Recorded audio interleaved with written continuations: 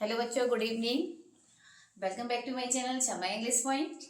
बच्चों सुनो, मैं आपके लिए ना सप्लीमेंट्री के क्वेश्चन करा रही हूँ। इससे पहले कि मैंने ये क्वेश्चन नंबर 17 आप देख रहे होगे ना।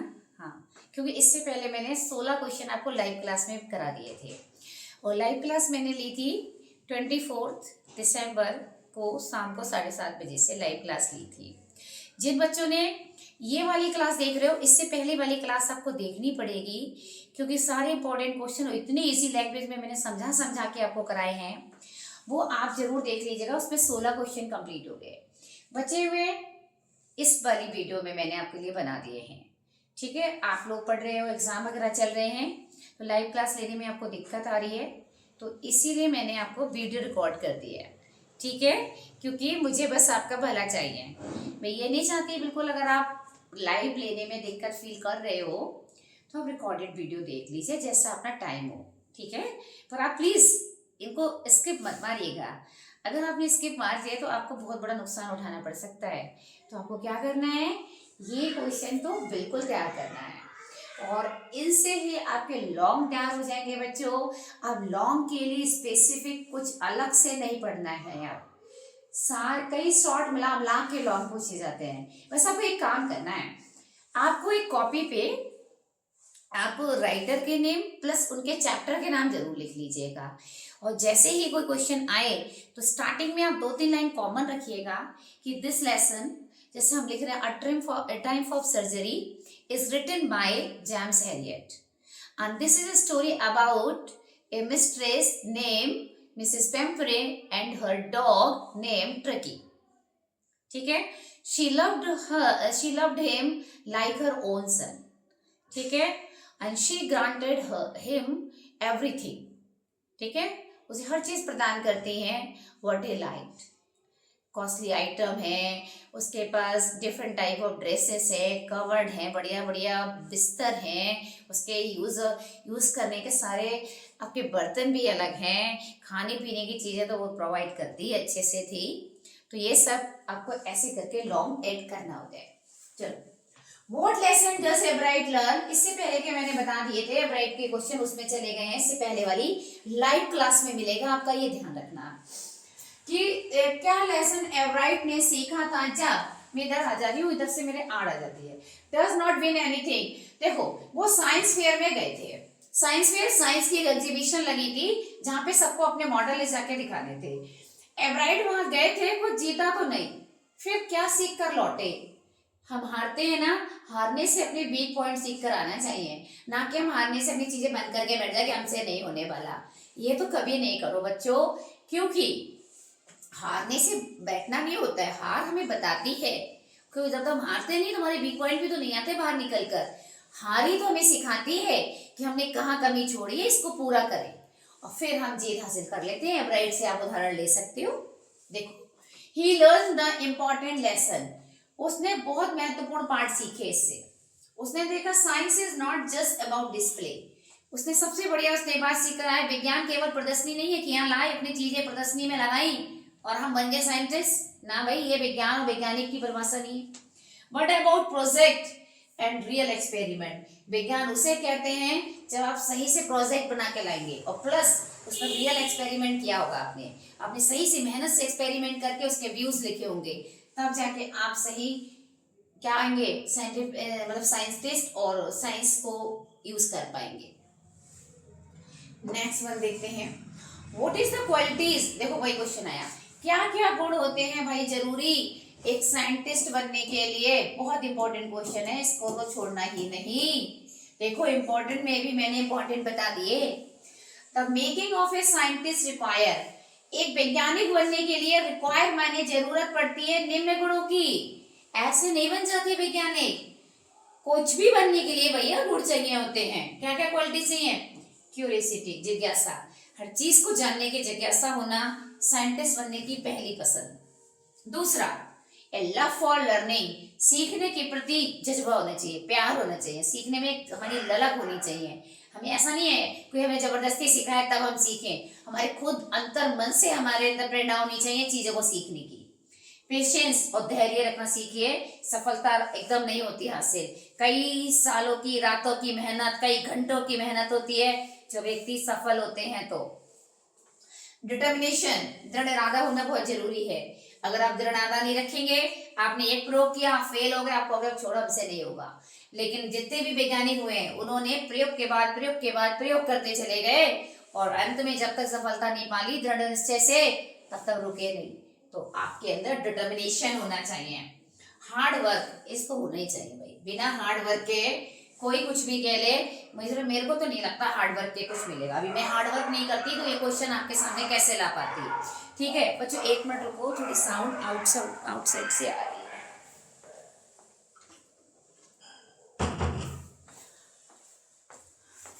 देखिए, हार्ड वर्क तो बहुत जरूरी है, क्रिएटिविटी और सृजनात्मकता भी होना चाहिए। ये सारे गुण बहुत जरूरी हैं भाई किसी भी सफलता के लिए, और साइंटिस्ट बनने के लिए तो बहुत ही जरूरी है। क्या क्या चाहिए? क्यूरियोसिटी होना चाहिए, लव फॉर लर्निंग होना चाहिए, पेशेंस होना चाहिए, डिटर्मिनेशन होना चाहिए, हार्ड वर्क होना चाहिए और क्रिएटिविटी होना चाहिए। अगर ये गुण हैं तो आप समझ लो आप साइंटिफिक बनने के मार्ग पे जा सकते हैं। The ability to think critically, और एक चीज और होनी चाहिए, आप में गुण होना चाहिए और योग्यता होनी चाहिए, आप क्रिटिकली भी सोच सके, चीजों को, अपनी चीजों को आलोचनात्मक नजरिए से देख सके। हैबिट ऑफ रीडिंग, और पढ़ने की हैबिट होना चाहिए, क्योंकि पढ़ना बहुत पड़ता है भाई किसी भी चीज के लिए। अभी तो आपको एग्जाम के लिए पढ़ना है, फिर आगे चलेंगे और एग्जाम के लिए पढ़ना है, फिर आप कंपटीशन के लिए पढ़ना है, उसके बाद जॉब लग जाती है तब और नई नई चीजें सीखने के लिए पढ़ना है। तो पढ़ाई तो करना है, समझ गए? तो पढ़ाई से मत भागिए। अगर आप पढ़े लिखे हैं, पढ़ने से ही कुछ करना चाहेंगे तो हैबिट ऑफ रीडिंग डालिए, और जितना किताबों से प्यार करेंगे ना बच्चों, ध्यान रखना कभी आपका नुकसान नहीं होगा। ये किताबें हमारा जीवन संवार देती है, समझ गए? किताबों से सच्चे मन से प्यार कीजिए बस। और डूइंग एक्सपेरिमेंट, साइंटिस्ट बनने के लिए एक्सपेरिमेंट करना बहुत जरूरी है। ये एबिलिटी बिल्ड बनाती है नेसेसरी नॉलेज, ठीक, आवश्यक ज्ञान इन्हीं चीजों से आता है। एनकरेजमेंट, उत्साहवर्धन भी हमें मिलना चाहिए, क्योंकि उत्साहवर्धन एक बहुत इंपॉर्टेंट रोल करता है। अब हम कुछ करे जा रहे हैं, लोगों का रिस्पॉन्स ये नहीं आ रहा तो हमारा मन खराब हो जाता है कि अरे भाई हम इतनी मेहनत कर रहे हैं, आपका कोई पॉजिटिव रिस्पॉन्स ही नहीं आ रहा है, आप वहीं भाग रहे हो भीड़ देखकर, आपको समझ ही नहीं आ रहा हम आपको कितनी क्वालिटी चीज लेकर आए हैं। ठीक है, आप ध्यान रखिएगा, क्वालिटी और क्वांटिटी में बच कर रहिएगा। अब हो सकता है कहीं पे बहुत क्वांटिटी आपको दिख रही है तो आपको लगेगा वही क्वालिटी है, ध्यान रखिएगा क्वालिटी का क्वांटिटी से कोई लेना देना नहीं है। देखिए आप अंतर करिए, आपको ये नोट्स मिलेंगे नहीं इजी लैंग्वेज में, ठीक है? तो क्वालिटी पे ध्यान दीजिएगा, ये क्वेश्चन भी बता रहा है। और एनकरेजमेंट बहुत जरूरी है भाई, मोटिवेशन तो सबको जरूरी है, बच्चों को भी जरूरी है, बड़ों को भी जरूरी है। अब एक टीचर क्लास में अपनी चीजें पढ़ा रहा है, आके बहुत मेहनत कर रहे हैं, अगर बच्चे उसको सीख नहीं रहे, बच्चों की तरफ से उनकी तरफ से पॉजिटिव रिस्पॉन्स नहीं आ रहा, तो कहीं ना कहीं हमारा उत्साहवर्धन भी कम होता है। फिर हम चीजों को कैसे प्रेजेंट करें ये सोचते हैं। तो एनकरेजमेंट बहुत जरूरी है, फैमिली का सपोर्ट, गुड टीचर, और टीचर हमें गुड मिलने चाहिए जो सही सच्चे दिशा में हमारा मार्गदर्शन करे, क्योंकि teachers are the maker of क्या, our future. Access to books, और हमारी पहुंच भी होना चाहिए किताबों के प्रति, मतलब हमें कौन कौन सी बुक पढ़नी है वो किताब भी हम अवेलेबल कर पाए अपने पास। ऑल्सो हेल्प, ये सारी चीजें मदद करती हैं एक साइंटिस्ट बनने में। बहुत बढ़िया तरीके से देखो, पूरा अच्छा आंसर लिखा हुआ है, आगे देखो।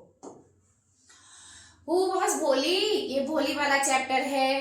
भोली की चैप्टर के ए अब्बास ने लिखा था, और भोली वाले चैप्टर में एक लड़की की कहानी है जिसके साथ बचपन में एक ऐसी ट्रेजेडी घट गई, पैदा हुई तो बिल्कुल ठीक थी, फिर बताते हैं कि कॉर्ड से बेचारी गिर गई और ब्रेन डैमेज हो गया, थोड़ा दिमाग उसका कम चलने लगा, दूसरों की अपेक्षा उसका दिमाग स्लो चलता था, और उसके साथ उसके परिवार के लोग ही अच्छा व्यवहार नहीं करते थे क्योंकि वो हैंडीकैप्ड में गिनी जाती थी और बेचारे का कोई सही से देख रेख करने वाले नहीं थे। अब जब वो बड़ी हुई तो आसपास के लोग, कभी उसे बाहर नहीं गई, स्कूल पढ़ने नहीं गई, जब भेजा तो उसको एक अलग ही एटमॉस्फेयर मिला और स्कूल में जाके उसकी किस्मत खुल गई क्योंकि उसे बहुत ही समझने वाली टीचर मिल गई और टीचर की भूमिका ने भोली का जीवन बदल दिया। वो बच्ची जो सामने आने से डरती थी, अपना नाम नहीं ले पाती थी, नाम लेते उसको अटकना शुरू हो जाता था, स्टैमरिंग करती थी, लेकिन उसकी लगन ने, टीचर के सपोर्ट ने, उसके खुद के आत्मविश्वास ने उसकी जिंदगी बदल दी। अब वो लड़की उसी स्कूल की फिर टीचर बनती है। ये कहानी थी हमारी छोटी सी लड़की भोली की। और भोली बताती है कि पहले वो भोली थी पर भोली नहीं थी क्योंकि उसने अपने उसके साथ हो रहे गलत का भी विरोध किया था। तो देखो भैया हमारी भोली कौन है, और पापा को बहुत चिंता रहती थी अपनी बेटी के बारे में कि क्या होगा मेरी इस बेटी का, क्योंकि उसकी फैमिली में शायद उसकी 4 बहनें दिखाई हैं। भोली's पेरेंट्स एक्सेप्टेड, भोली के माता पिता ने स्वीकार कर लिया था किसको, बिशंबर्स मैरिज प्रपोजल। बिशंबर एक अंकल जी हैं पूरे, उन्होंने विवाह का प्रस्ताव भेजा था और वो उन्होंने स्वीकार कर लिया था। नहीं भाई ये तो गड़बड़ है, इसका आंसर ये तो नहीं होना चाहिए। ये क्वेश्चन मैं काट देती हूँ बच्चों, ये क्वेश्चन ये नहीं होने चाहिए, इसका तो आंसर ही नहीं है, आंसर नहीं काट सकती क्वेश्चन। ये क्वेश्चन है कि why did Voli's father accept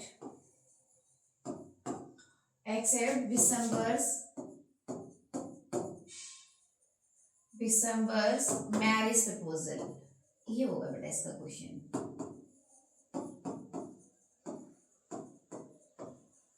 ये होने चाहिए बेटा, ये क्वेश्चन नहीं होगा, इसका आंसर अलग होगा। मैं आगे देख के चेक करती हूँ, ये कभी कभी ना टाइपिंग में गड़बड़ हो जाती है। तो भोली के पेरेंट ने स्वीकार कर लिया था दिसंबर के मैरिज प्रपोजल को।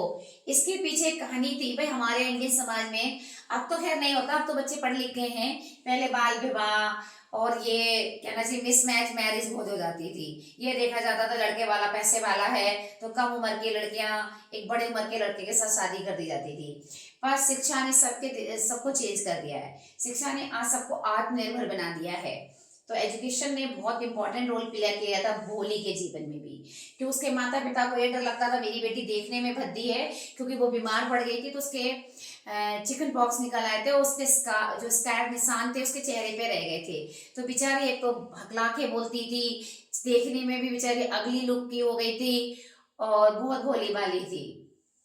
और फिर उसके जब रिश्ता आया दिसंबर का तो उसके पापा ने स्वीकार क्यों कर लिया, उसके पीछे रीजन बताना है। भोली के पेरेंट ने स्वीकार कर लिया दिसंबर के मैरिज प्रपोजल को क्योंकि he belong to a well to do family, कोई अच्छे पैसे वाले परिवार का व्यक्ति था। वेल टू डू बढ़िया रहन सहन वाला था। ही हैड ए हाउस, भाई उसका एक घर था। ए बिग शॉप ऑफिस, बड़ी सी दुकान थी अपनी। A good amount of money in the bank, और बैंक में अच्छा उसका पैसा था। ठीक है, अब इतनी चीजें देख के इसके पापा को लगा, लेकिन ये एक ओल्ड विडोअर था, इसकी उम्र बहुत थी और इसकी शादी हो चुकी थी, उसकी पत्नी की डेथ हो चुकी है। He wanted 5,000 rupees for dowry, लेकिन लालची बहुत था। इसने देखा कि भोली के चेहरा ऐसा है तो तुरंत बोला 5,000 रुपए चाहिए डाउरी दहेज के।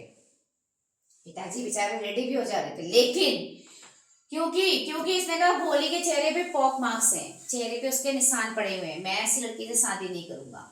लेकिन भोली एकदम अपनी पहचान को बाहर लेकर आई और तुरंत स्ट्रॉन्ग और बोल्ड लेडी के कहती है तुम शादी नहीं करोगे, मैं तुमसे शादी नहीं करूंगी, चलो निकलो यहाँ से, डाउरी वॉरी तो बिल्कुल नहीं देने का। अपने पापा से तुरंत मना कर देती है, कोई डाउरी वॉरी मत देना पापा, मेरी शादी नहीं भी होगी, लोगों ने डराया धमकाया, तेरी बारात लौट जाएगी तो फिर तुझे कौन शादी करेगा अब तेरे से। तो वो कहती है मैं शादी ही नहीं करूंगी, मैं बुढ़ापे में आपकी देखभाल करूंगी। और वाकई में भोली ने ऐसा किया, क्योंकि ऐसा जीवन काटने से भी क्या फायदा। Next, all the children of were healthy and good looking, there was no difficulty in finding good matches for them, but the Bholi was neither good looking। ये ना ये वो है क्वेश्चन, वो जो वहां से हटा था, ये क्वेश्चन यहाँ आएगा कि why भोली फादर वरीड, वो जो क्वेश्चन उसमें लगा ना वो यहाँ आएगा, वरीड अबाउट हर, ये आएगा बेटा, ठीक है, ये नोट कर लेना, वो वाला क्वेश्चन है, ये वाला आएगा, वो क्वेश्चन जो मैंने कट किया ना इसमें आएगा। और कह रहे भोली के पापा इतने चिंतित क्यों थे भोली को लेके, क्यों थे, देखो all the children of Ramlal, भोली के पापा का नाम है रामलाल, रामलाल के सभी बच्चे हेल्दी थे भाई, सब ठीक थे, गुड लुकिंग, देखने में भी सब अच्छे थे, देयर वाज नो डिफिकल्टी, कोई कठिनाई नहीं आई उनको, गुड मैच मिल गए, सबकी शादी अच्छे परिवार में हो गई, सुटेबल सबके मैच मिल गए फॉर देम, उनके लिए। लेकिन भोली वॉज नाइदर गुड लुकिंग, लेकिन बेचारी भोली ना तो देखने में अच्छी थी और ना ही बेचारी इंटेलिजेंट थी, थोड़ी स्लो चलने वाली थी। So our father was worried about her, इसीलिए उसके पापा उसको लेके हमेशा चिंतित रहते थे। और भाई होता ही है पेरेंट्स के साथ ऐसे मतलब बच्चे जब होते हैं तो बड़ी दिक्कत रहती है, लेकिन इनके लिए इतना वो बना के नहीं रखना चाहिए, हमें इनको पढ़ा लिखा के इतना स्ट्रांग करना चाहिए कि जीवन में आगे बढ़ जाते हैं। फिर next, why do Bholi's parent accept, Bholi के पेरेंट ने क्यों एक्सेप्ट कर लिया था दिसंबर का मैरिज प्रपोजल, देखो ये वहां से हटके इधर आ गई, सेम क्वेश्चन है। Discuss the role of Bholi's teacher, ये बहुत इंपॉर्टेंट क्वेश्चन है, अगेन इंपॉर्टेंट क्वेश्चन है ये आपका, कि भोली की टीचर का रोल बताइए, शायद 2025 के बोर्ड एग्जाम में ये पूछा गया क्वेश्चन है, कि पूरा जीवन बदल दिया भोली के टीचर ने, एक टीचर ने उसकी जिंदगी बदल दी, देखो कैसे करा, आगे पढ़ते हैं लोग। और हु वाज भोली का आंसर भी इसमें से निकल आएगा, भोली वॉज नेग्लेक्टेड, भोली बेचारी एक तो नेग्लेक्टेड है, सब लोग उसे नजरअंदाज करते हैं, डिसलाइक, पसंद नहीं करता यार भोली को कोई भी, उसकी फैमिली में ही लोग पसंद नहीं करते, लेकिन उसके टीचर ने जब देखा भोली के अंतर्मन को पढ़ा तो उसके साथ व्यवहार किया काइंडली, दयापूर्वक, एंड विद लव, बड़े प्यार से किया। शी वॉज इनकरेज्ड, और उसको उत्साहवर्धन किया हर स्वीट एंड सॉफ्ट और सूथिंग आवाज में, यानी टीचर ने उससे बिल्कुल भी चिल्ला के डांट के बात नहीं करी, वरना वो और सिमट जाती, बड़े प्यार से, बहुत ही कोमल सूथिंग आराम देने वाली आवाज में बेटे उस लड़की से बात की, बेटे क्या बात है इधर आओ। She told her to have no fear, और उससे कहा अरे बेटा डर क्यों रही हो आप क्लास में आने से, आओ। और यही करते हुए उसकी मदद मिली, भोली के अंदर एक विश्वास जागा कि कोई बंदा पहली बार मुझसे तमीज से बात कर रहा है, कोई तो बंदा है जो मेरा रिस्पेक्ट समझ रहा है, without stammer.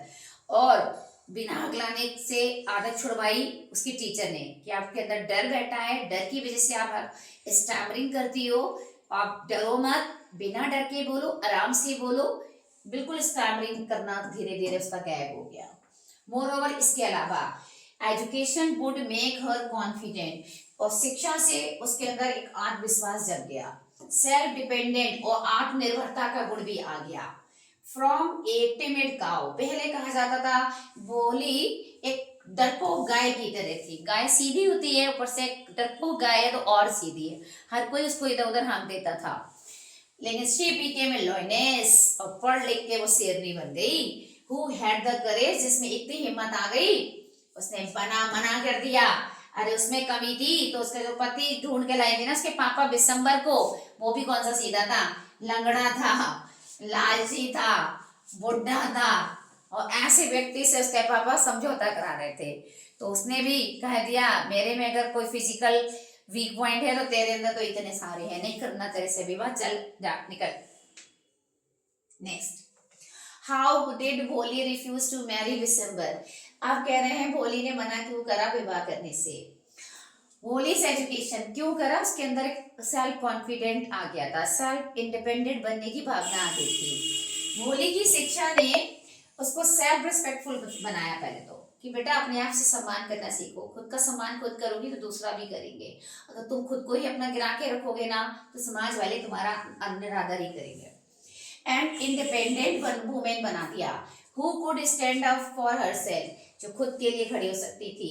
She consoled her father, उसने अपने पापा को कंसोल किया, समझाया कि पापा छोड़ो मेरी शादी वादी, टोल्ड हिम, और उनसे कहा she need not get married to have a life, वो कहती है मुझे अब जीवन में कोई शादी वादी नहीं करना है, मुझे कोई जरूरत नहीं है पूरे जीवन में। She could teach in the same school, उसने कहा मैं इसी स्कूल में पढ़ाऊंगी, where she learn so much, जिस स्कूल में उसने इतना सीखा है। और शी वुड टेक केयर, उसने कहा मैं आपकी वृद्धावस्था में आपकी सेवा करूंगी, आप परेशान मत रहिए, मैं आप पे बोझ नहीं बनूंगी। देखो ये शिक्षा का चमत्कार था। वो छोटी बच्ची जो स्कूल जाने में पहली बार डरती है, उसे नहीं पता वो क्या है, लेकिन टीचर के सहयोग से उसके अंदर एक अंतर मन में जब प्रेरणा जागी तो लड़की उसी स्कूल में पढ़ाने के लिए शिक्षक भी बन गई। Why was the 20th century, बड़ा अच्छा सा चैप्टर है भाई, और एक जरा सी पोइम से बना है ना। और वो आपने पोइम पढ़ी होगी, हेड ए टॉल वाली जो पोइम है, the book that saved earth. ये चैप्टर का क्वेश्चन है कि why was the 20th century called, ये कह रहे 20वीं शताब्दी को एरा ऑफ द बुक क्यों कहा जाता है, बुक का युग, ये किताबों का युग है, ऐसा क्यों कहा जाता है। The 20th century was called, 20वीं शताब्दी को एरा ऑफ द बुक कहा जाता है क्योंकि those books were the sources of all kinds of information, क्योंकि किताबों में ही तो स्रोत है सारी शिक्षाओं का भी, सारे ज्ञान का स्रोत किताबों में ही तो मिलता है। They had everything from Anteater to Jealous, सब कुछ है किताब में, एंटीटर से लेकर जेलस तक की कहानी पढ़ी, सब कुछ बुक में है। इसीलिए उन्होंने कहा था इस बुक में कि ये किताब का युग है, सब कुछ किताब में नॉलेज मिलती है। हाउ डिड नर्सरी बुक, एक बुक थी जिसका नाम था mother bones save the earth, इस किताब ने, ये किताब ने धरती पे लाइब्रेरी में किताब रखी थी, मार्स के लोग आए थे यहाँ आक्रमण करने, और इसको किताब को पढ़ते हैं, और किताब में जो तस्वीर बनी थी तो उस किताब को सुन के हम्टी डम्टी की तस्वीर बनी थी। हमारे नर्सरी पोइम में छोटे क्लास में बहुत चलती है, तो हम्टी डम्टी की तस्वीर मिलती जुलती थी मार्स के किससे, जो मेन उनका हेड था, तो उसका सब मीनिंग निकाल निकाल के ऊपर पहुंचाते रहते हैं, वो गलत अर्थ निकालते हैं और भाग जाते हैं कि अरे हमारे प्लानिंग के बारे में इन सबको अर्थियंस को पहले पता चल गया, निकलो यहाँ से वरना हम बचेंगे नहीं। तो ये कह रहे हैं छोटी सी किताब ने अर्थ माने धरती को बचा लिया था मार्सियन इन्वेशन माने मंगल ग्रह के आक्रमणकारियों से। तो आंसर देखो, थिंक टैंक नाम था, थिंक टैंक था, नाम भी है थिंक टैंक। प्लान माने योजना बनाता है, इन्वेड आक्रमण करने की धरती पे, ये मंगल ग्रह का स्वामी है भाई, वो कह रहा है धरती पे आक्रमण करेंगे। ही सेंड ए मैनेड स्पेस प्रोब, और धरती पे कुछ मानव सहित एक वो धरती पे वो भेज रहा है, स्पेस प्रोब एक वो भेजता है यान। इट हैज ए क्रू, इसमें पूरा एक समूह था, 3 मेंबर थे, एक ओमेगा था, एक लोटा था, एक ऊप था, अजीब से नाम है लोटा पोटा ओमेगा, है ना। They land in a public library, अपने यान के साथ सीधे पब्लिक लाइब्रेरी में आके उतर गए। सब तरफ किताबें किताबें थी और उनने से पहले किताबें देखी नहीं थी। तो they find an old book, वहां पे उन्हें पूरी पुरानी किताब मिल गई थी, नर्सरी राइम की, नाम था मदर गूज। ये हमारे चलती है मदर गूज इन कविता के इंग्लिश राइम बुक है ये।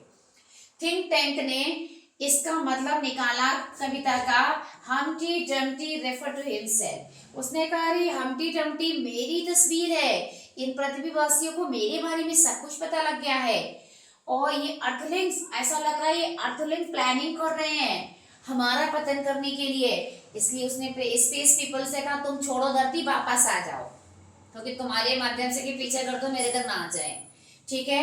और वो किताबों को कुछ और बोलता है, कभी कुछ, सब उसने मीन निकाली अपने अपने। What kind of person is madam Loisel, ये हमारा चैप्टर है आपका नेकलेस का। नेकलेस जो कि एक बहुत सुंदर सी कहानी है मैडम लैसोल की और मिस्टर लैसोल की। ये 2 पति पत्नी हैं, एक क्लर्क जॉब करता है पति, गरीब है, थोड़ा ज्यादा मतलब सिंपल लाइफ जीने के लिए तो इनफ है, पर आप सोचे लग्जूरियस लाइफ जी ले तो नहीं हो पाता है। पर इनकी पत्नी जो बहुत ही क्यूट और ब्यूटीफुल है, वो यही चाहती है हमेशा कि मैं रानी महारानियों की तरह रहूं, अच्छे अच्छे ज्वेलरी पहनूं, अच्छे अच्छे ड्रेस खरीदूं, बढ़िया बढ़िया पार्टी में जाके एंजॉय करूं, है ना। पर जैसे कि आजकल ट्रेंड में आपको सुनने में आया कि मटिल्डा जो माइजो इसमें दिखाई गई हैं, कुछ कुछ वो इस तरीके की हैं, क्या पसंद करती हैं, पर्स में माया, सुंदर सी काया, और पति मिले मैं आया। तो कुछ इस टाइप के ऑर्डर को मानने वाली हमारी मटिल्डा है। ये मैं जोक कर रही थी बच्चों। Madam Loisel is a pretty young women, बहुत ही क्यूट सी सुंदर सी महिला है भाई, but she belong to a poor family, किस्मत से बेचारी गरीब परिवार में पैदा हो गई है। She is married clerk, clerk से ज्यादा सैलरी वैलरी नहीं मिलती है इनके पति को। शी इज ऑलवेज डिससेटिस्फाइड, दुखी रहती है अपने जीवन से, हमेशा संतुष्टि नहीं होती उसे। शी गिव्स मच इम्पोर्टेंस, वो बहुत ज्यादा महत्व देती है अपने सपनों को। She always overlooks the realities of life, और जीवन की वास्तविकताओं को नजरअंदाज करती रहती है। She always dreams of all, जीवन में हमेशा सपना देखती रहती है, डेलिकेसीज, बढ़िया बढ़िया चीजें मिले, मैं एकदम रानी महारानियों की तरह रहूं, लग्जूरियस लाइफ मिले, एलिगेंट डिनर, बढ़िया शानदार डिनर मिले, अद्भुत बर्तने हो, खूब चांदी सोने के बर्तनों में खाने को मिले, सुंदर सुंदर ड्रेस ज्वेलरी मिले, और एक लाइफ ऑफ ग्लोरी, और बहुत ही ग्लोरी का जीवन जीने को मिले, यस एकदम शानदार जीवन मिले।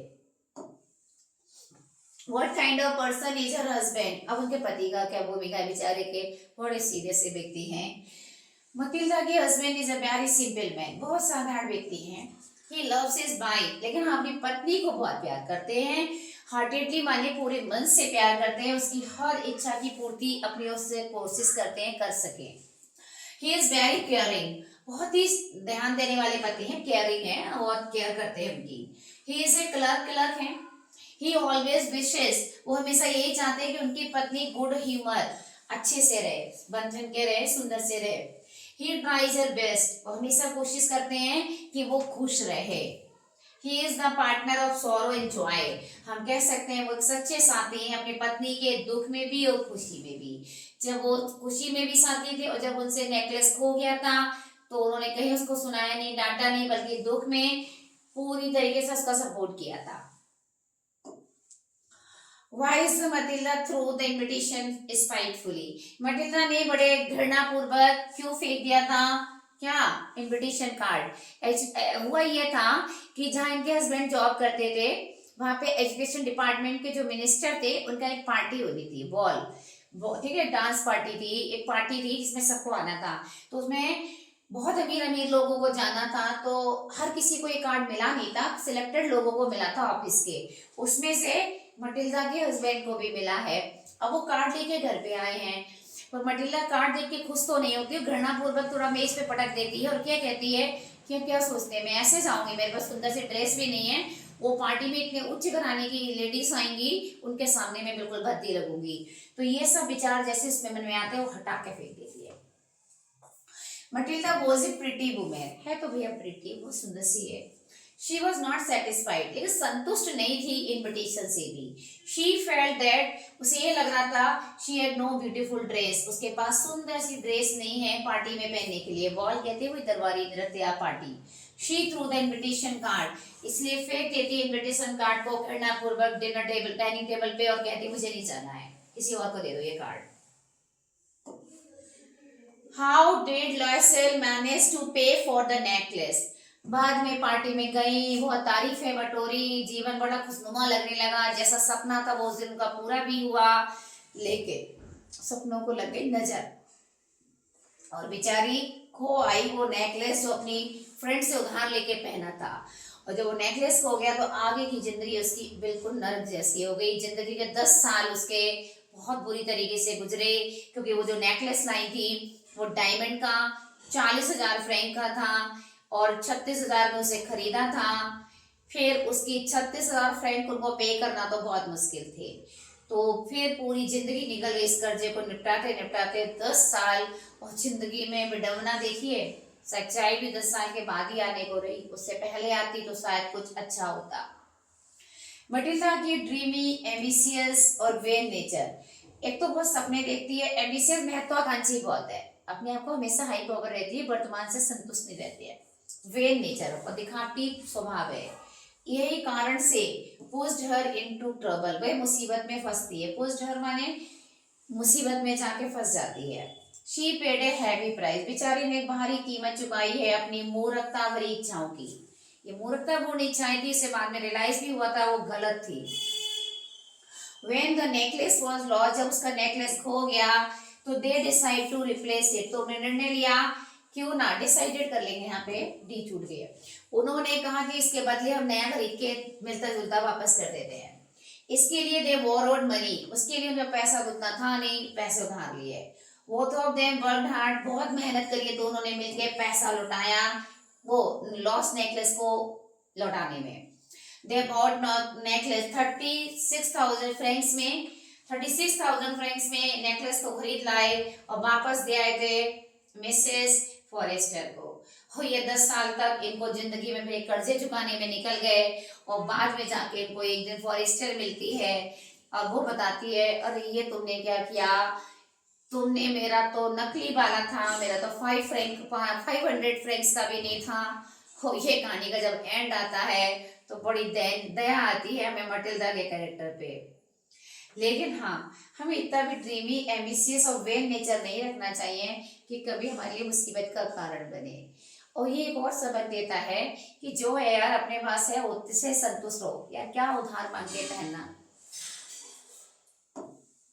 तो ये है मेरे बचे हुए शॉर्ट। इससे ये आपको मैंने इससे पहले वाली आपकी लाइव क्लास में करा दिए थे, ये मैंने इसमें करा दिए थे। अब मेरी तरफ से मेरी सप्लीमेंट्री का पूरा कवर मैंने करा दिया है।